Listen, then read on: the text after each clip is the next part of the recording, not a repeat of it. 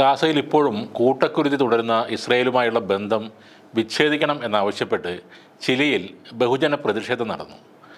ചിലിയിലെ Santiago പ്രവിശ്യയിലാണ് ഇസ്രയേലിൻ്റെ criminal embassy പൂട്ടുക എന്ന മുദ്രാവാക്യവുമായി നിരവധി ആളുകൾ സംഘടിച്ചത്. ഗാസയ്ക്കെതിരായ ഇസ്രയേൽ ആക്രമണം അവസാനിപ്പിക്കണമെന്ന് പ്രതിഷേധക്കാർ ആഹ്വാനം ചെയ്തു. പലസ്തീൻ്റെ പതാകകൾ വീശിയും വിമോചന പോരാട്ടത്തിൻ്റെ പ്രതീകങ്ങളിലൊന്നായ കഫിയ അണിഞ്ഞുമാണ് സമരക്കാർ എത്തിയത്. ചിലിയുടെ അംബാസഡറെ ഇസ്രയേലിൽ നിന്ന് പിൻവലിക്കണമെന്ന് പ്രസിഡന്റ് ഗബ്രിയേൽ ബോറിക്കിനോട് പ്രതിഷേധം നടത്തിയവർ ആവശ്യപ്പെട്ടു.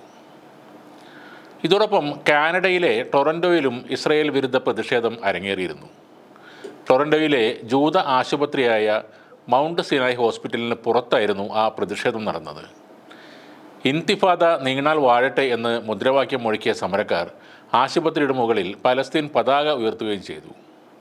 ഈ സംഭവത്തെ കനേഡിയൻ പ്രധാനമന്ത്രി ജസ്റ്റിൻ ട്രൂഡോ അപലപിച്ചു. ഇന്നലെ മൗണ്ട് സിനായ് ഹോസ്പിറ്റലിൽ നടന്ന പ്രകടനം അംഗീകരിക്കുന്നില്ല, ആശുപത്രികൾ ചികിത്സക്കും പരിചരണത്തിനുമുള്ള സ്ഥലങ്ങളാണ്, പ്രതിഷേധങ്ങൾക്കും ഭീഷണികൾക്കും വേണ്ടിയല്ല എന്നാണ് അദ്ദേഹം എക്സിൽ പങ്കുവച്ച ഒരു കുറിപ്പിൽ പറയുന്നത്. ഗാസയിലെ കൂട്ടക്കൊല ഉടനെ നിർത്തണമെന്ന് ഇസ്രയേലിനോട് വത്തിക്കാനും ആവശ്യപ്പെട്ടു.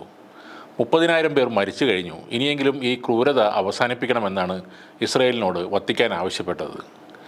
കാര്യങ്ങൾ ഇതുപോലെ ഇനി തുടരാനാവില്ല, ഗാസയിലെ പ്രശ്നം പരിഹരിക്കാൻ മറ്റ് വഴികൾ കണ്ടെത്തണമെന്നും വത്തിക്കാൻ സ്റ്റേറ്റ് സെക്രട്ടറി കർദിനാൾ പിയട്രോ പരോളിൻ പറയുന്നു.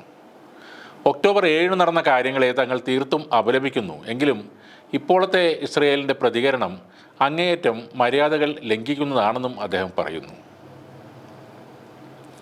യേശു ജനിച്ച മണ്ണിൽ തന്നെ സമാധാന സന്ദേശം മുങ്ങി മരിക്കുകയാണെന്ന് ക്രിസ്മസ് ദിന സന്ദേശത്തിൽ ഫ്രാൻസിസ് മാർപ്പാപ്പയും പറഞ്ഞിരുന്നു. ഗാസയിൽ ഇസ്രയേൽ നടത്തിയ കൂട്ടക്കുരുതിയിൽ പ്രതിഷേധിച്ച് യേശു പിറന്ന ബെത്ലഹേമിൽ ഇത്തവണ ക്രിസ്മസ് ആഘോഷങ്ങൾ പാടെ ഒഴിവാക്കിയിരുന്നു.